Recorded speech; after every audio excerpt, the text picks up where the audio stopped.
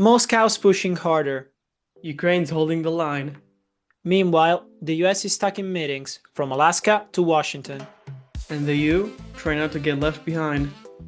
This is not just diplomatic facade. These are moves on the global chessboard. And today we're decoding what's really at stake, as usual, from our perspective. This is Gem Politics. Buckle up.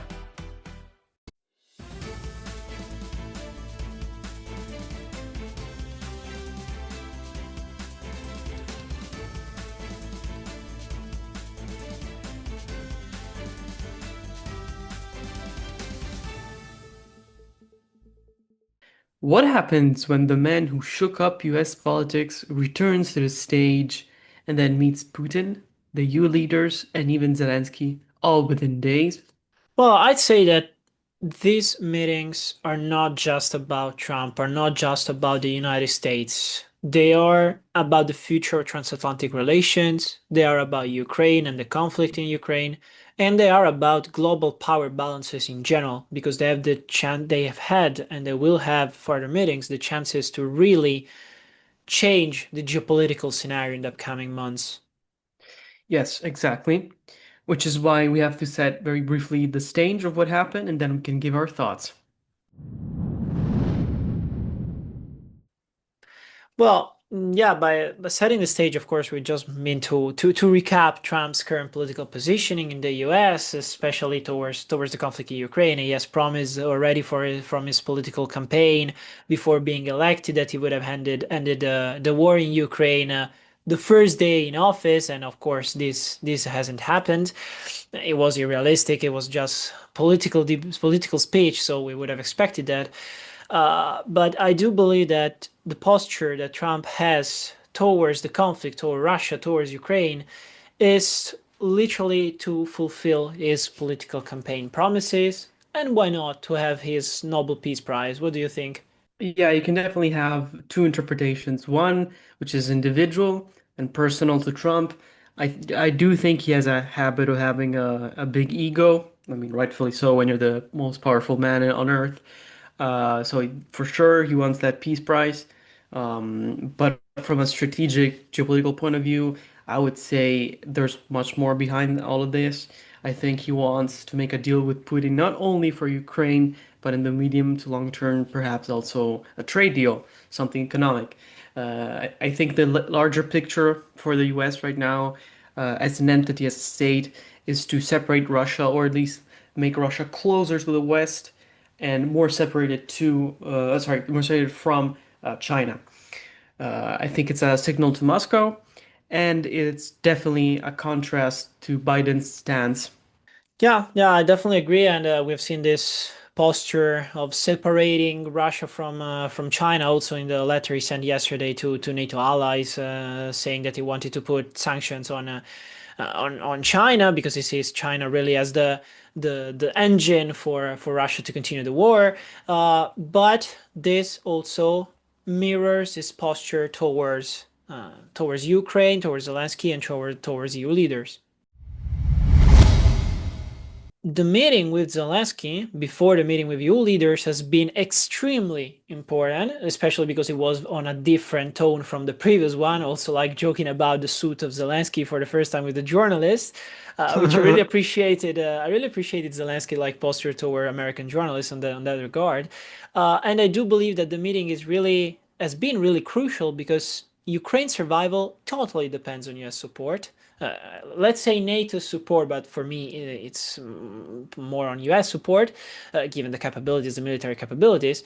And there has been like tensions in general because Trump's past skepticism about aid was more towards the fact that he wanted to end the war quickly, and he sold Zelensky being an obstacle towards that. But now there's more opening. The meeting had a symbolic value also for Zelensky because he appeared again with Trump. He appeared with the most important leader in the world. And so he was trying to, like you say, hedge the bets. And as I said, it was a totally different tone, attitude with regard to the previous meeting they had. And it was also interesting how then the meeting with EU leaders went. And Ale, maybe you can tell us more about that. Yes, the dynamics with the EU have changed. Or have they? I still think the US prefers, obviously, to have their own interests on the deck, and the EU has to understand that yes, the US is an ally, but we also have to think about ourselves. This is sort of a um, very post-war 1950s scenario where the US, for example, the Suez Canal with Britain and France, there was miscooperation or actually lack of cooperation from the US with these two allies, and I think we're seeing this again with Ukraine, where the US is doing their own interest, while the EU relies on a partner which is a bit unreliable. And I think this is a bit of an objective statement. So the skepticism should be higher towards the US while keeping a posture of obviously, we're allies, etc. This is reflected through perhaps NATO membership and spending, which was uh, set to, I think, 5% uh, within the next years. So that's a good sign. But on the other side, we see a US which is more involved in Ukraine than Europe, and Europe is much closer to Ukraine. So this is a problem. The fact is, Trump is much more willing to mediate than Europe, and that's a central issue. The priorities of the EU leaders have to change or have to be shown in a much more professional yet diplomatic way, because then there will just be a stalemate if we continue like this. I also argue that there has been some mismanaging of the news with a Poland drone incursion. What do you think? Well, yeah, I mean, in the past few days, I've heard everything about the incursion of drones, and also this morning I knew about the possible jet close to the Romanian border, so another possible incursion of Russia in European territory or NATO territory. And I honestly do believe that mass media, mainstream media, are really misinterpreting what has happened. They think that there was a sign of Russia, that Russia is ready actually to attack NATO members, to attack NATO allies, Europe, while this is not the case. I personally believe this is not the case. This is just testing the waters, seeing how much Russia can do before NATO allies can actually or will actually react. And this is not done on purpose to show that they are ready to attack.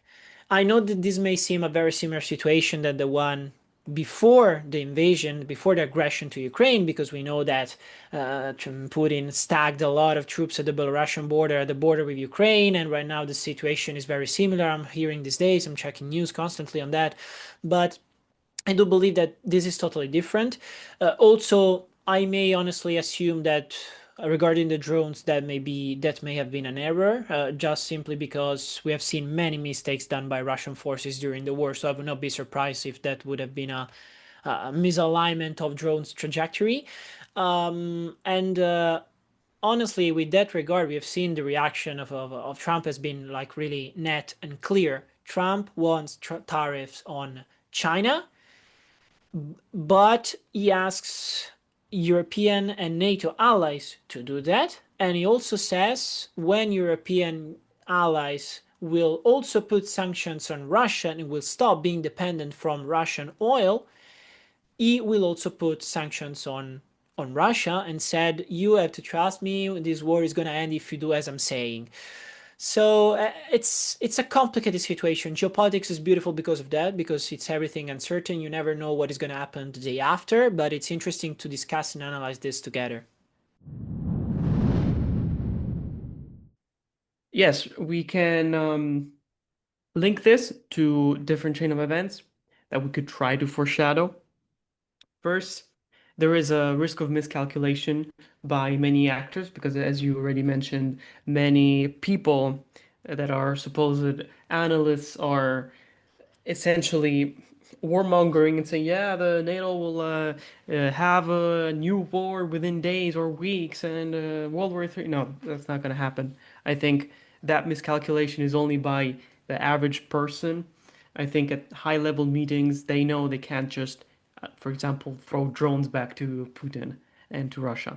Uh, the risk of a security dilemma is only if it's in the interest of NATO and it's not in the interest of NATO to escalate the war so far. Then there's also signaling of economic pressure and also personal outreach between the leaders. For example, Trump and Putin, they have sort of a friendship kind of relationship, and I think that also influences how they're going to work. Um, I still don't know if that's enough to end the war, but definitely there are some pressure, some signs of pressure coming from the U.S. Administration. And then there is, I think, the third point and chain of event that could realize, which is that there's a test of the coalition of NATO, meaning um, there's no calls between Trump and Putin, there's no security dilemma. There's simply the drones have been sent to Poland as a way to poke NATO, and all NATO will do, as they have done, by the way, is to reinforce the anti-air capabilities that they have. So I think that's where it stops. At best, they can put more sanctions, but I don't think there's going to be many calls or any other event other than this. Yeah, I totally agree with you. I just think that this situation and what happened so far is just old smoke no fire. We have seen what the meetings have led to. That is nothing. That is to a stalemate. Putin invited Zelensky to Moscow. The Ukrainian refused. Then Hungary was proposed by Trump as a neutral state to have negotiations, but also that led to nothing. There is no other negotiation meeting foreseen or established, which makes us understand that there is no possibility of close negotiations to have a finally, I'd say, a peace. And this all goes in favor of Russia because really that is what Russia would like to have, that Putin would like to have. Putin just is just like fine with this situation. He's obtaining whatever he wants. He's putting pressure on people. He's putting pressure on the European Union. He's showing that he really wants to have a new balance of power between the Western world and Russia, which I personally believe it is the ultimate goal of Putin rather than conquering Ukraine. And this situation, meaning all smoke no fire, is really playing in favor of Putin, meaning that he demonstrates that the EU and NATO are never really in agreement, completely in agreement to do something concrete against Russia or to solve the Russia-Ukraine war. And again, I do believe these will lead to anything until there will be more cooperation and complementarity between you and the United States. My final thoughts are that the EU needs to wake up. They need to find a common strategy. And I don't think that common strategy should involve sending more weapons. That's not going to do anything unless you want to send really a lot more weapons. But even then, it's debatable. Yeah, but at what Uh, cost? Risking that Russia is going to answer with nukes because Putin is unpredictable. You never know. He's probably not going to do it, but you never know. he might send tactical, but he's not going to send the ICBMs. But again, I'm not for that tactic. For me, the best tactic and strategy is to posture, but also to come to terms and have essentially a debate between them, and then find out the best terms for a peace. And the last thing, Trump did say the war will end by the end of the year. I agree with him. I think within 2025 the war will end, or at least there's going to be a major event that will hinder the war. We'll see. I think the trilateral will happen, but we'll see in the next episode in part two because we will continue to monitor the situation and let us know what you think. And that's the wrap. Russia, Ukraine, Alaska, Washington. Chessboard set. But what's your read on it? Hit the comments. We'll be checking them out. We'll be back in 2 weeks with a new video.